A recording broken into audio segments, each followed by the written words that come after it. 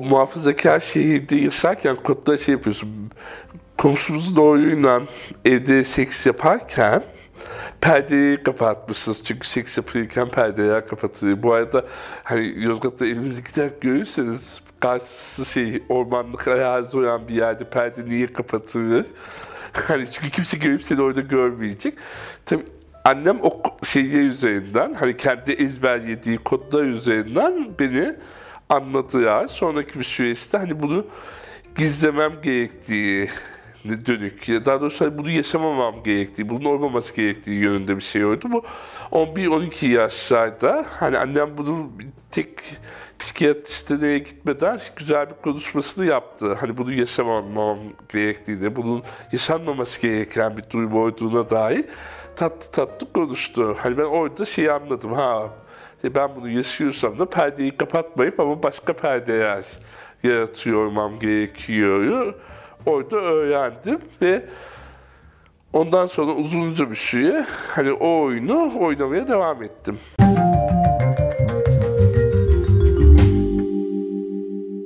Meydan yarışta homoseksüel kelimesini vurmuştum. İşte eşcinselliğin hastalık olduğunu söylüyordu. Böyle siyah meydan yarışı 14 şeydi, ciddi. Ben o homoseksüel kelimesini vurduğumda inanılmaz rahatlamıştım kendi adıma. Çünkü beni tarifleyen bir şey var. Hani hastalık diyor, şu diyor, bu diyor ama güzel böyle bir 2 paragraflık bir şey. Ben buyum diyordum. Bu arada böyle sarak sarak annemler evde olmadığında bazen o maddeyi açıp okuyordum. Evet ben buyum deyip geri kapatıyordum. Sonra annemin o kontrol manyaklığından kaynaklı o maddeyi okuyor olmamın hani sözlüğün ansiklopedinin hep aynı yere açık olacak diye bir sürü sayfasını okuyordum, açıyordum, ediyordum sırf annem anlamasın oraya okuduğumu diye. Hani öyle bir tatlışlıkla geçirdiğim bir zaman değil miydi?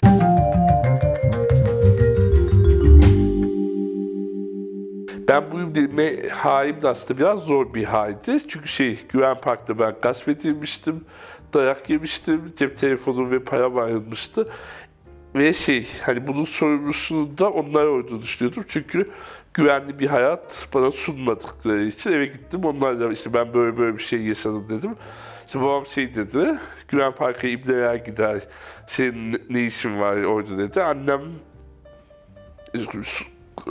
dedi, konu şu anda bu değil, Umut gasp edilmiş, dayak yemiş, sen ne idare ediyorsun dedi.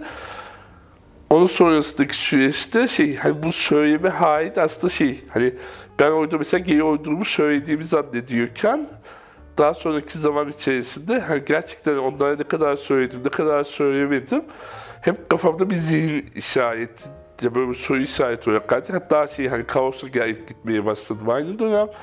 Her günüm kaosta geçiyor, kaosun ne olduğunu bilmiyorum ama halen hani gerçekten hani ben aleme açık mıyım? Ve ailem benim eşcinselliğimi biliyor mu sorusunu böyle net bir yanıtı evet biliyorlar ve ben aileme açığım gibi değildi en azından 2000'lerin başı hani, o dönemki sevgim hayatıma girene kadar. Ankara'ya geldiğimizde evi aradığımız bir süreçte Cebelici'deki şeyi keşfettim. Mamak Belediyesi'nin karşısında o dönem böyle köyde bir park vardı. Orası Çark Parkı'ymış. Böyle ev ararken oturup dinlenirken her şey böyle hani kader ağlarını ölüyordu gibi bir şey aslında.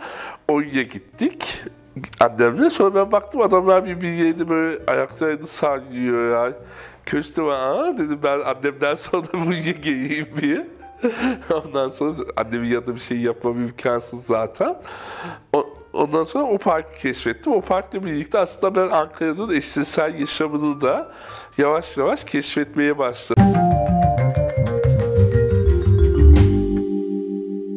2000'in ortası herhalde Mayıs'tan sonra Temmuz gibi de sokakta tezgah açıyorum bir taraftan da.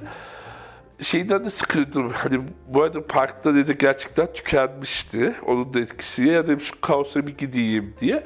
Ama o dönem de çok etkili. O dönem o sene 99 senesinin sonu 2000'in yazı ya da otostopla gezdim ben. Bütün Akdeniz Ege'yi. orada güzel arkadaşıma uğradım. O Zülfü Livaneli'nin şeyi var. Bir türküsü bir insan ömrünü neye harcamaya akıp gidiyor ömür dediği diye. O türküyü dinlediğimde böyle sanki ben artık eşcinselliğim için bir şeyler yapmam gerekiyor ya da kendi hayatıma sahip çıkmam gerekiyor. Belki eşcinsellik diye çok net bir şekilde koymadım ama dedim ki hani benim hayatım böyle devam etmeyecek. Ben kendi hayatıma sahip çıkayım dediğim bir dönem başladı. Ondan sonra da kaosa geldim.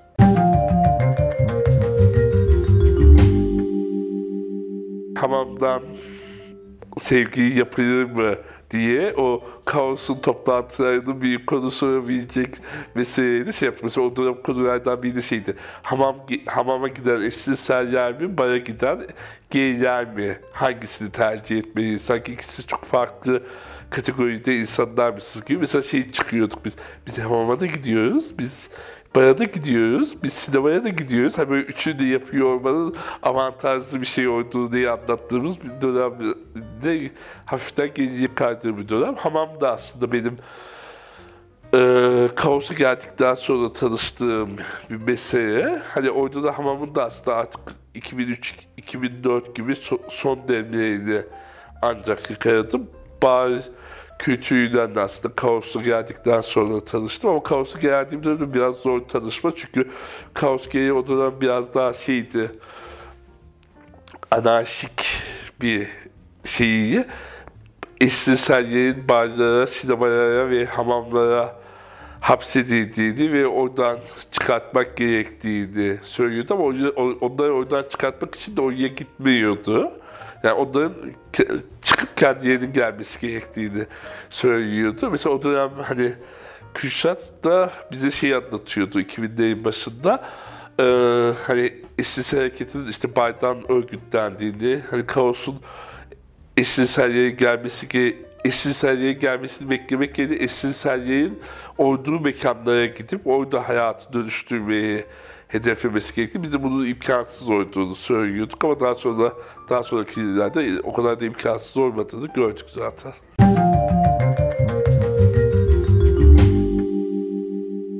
Hani kaosa geldiğimiz dönemde Kaos'un kafesi vardı ve hani o dönem hani gözleme mi yapsak, soğuk sandviç mi yapsak tartışması yapıyorduk ama bu tartışmanın arkasında şöyle bir background vardı. Aslında biz Kaos'un kafesinde, yani Kaos'un kendi ticari işletmesinde insanlarla nasıl ilişkileneceğiz? Hani tartışılan temel mevzu buydu.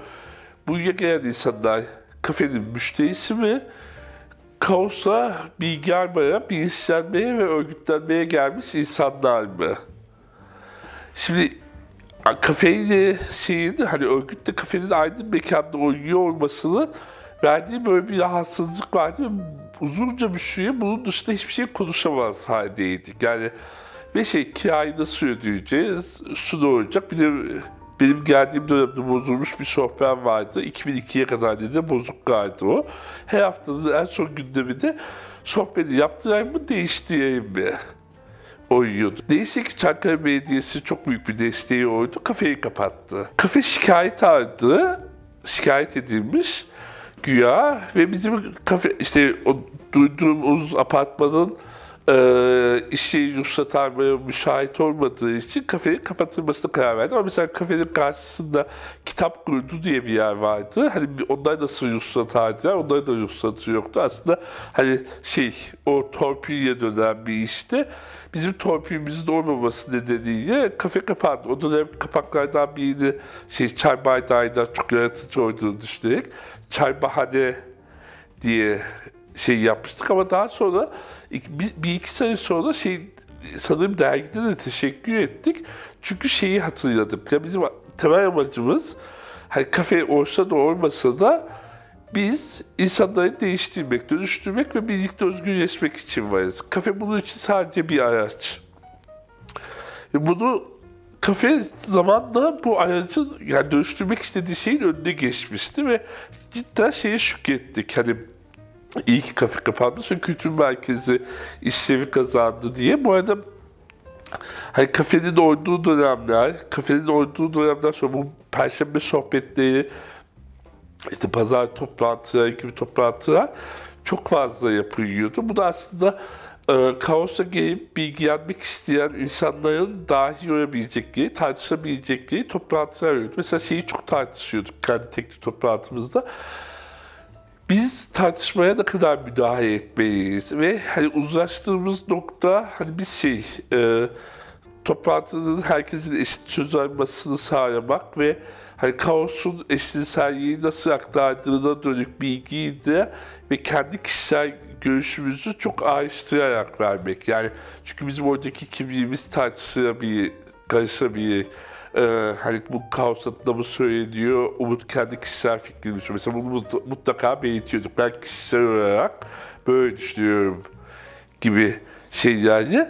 Bir diğer tarafta tartışılan mesele kafenin olduğu dönemde özellikle kafeye gelen insanlar aslında benim gibi bir şekilde parkta, sinemada, hamamda, barda e, bulmak istediği ve bulamadığı ihtiyaçlarını karşılamak için geliyordu. Aslında seks partneri bulmak için geliyordu.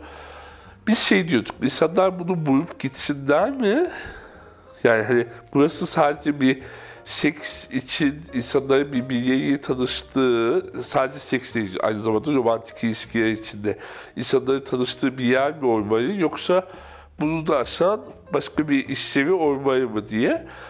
Sonra hani bunu yani tabii ki eşcinsel kadın ve erkekler için oranın güvenli bir alan olması gerektiğini noktasında uzlaşım, ama bir taraftan da insanlar ilk geldiklerinde, çünkü biz kafedeki diğer insanlardan farklı olarak kafeye gelen ilk insanlar, gay ya da lezbiyen ne mutlaka bir iletişim kurup kaos adına hoş geldin görüşmesi yapıyorduk.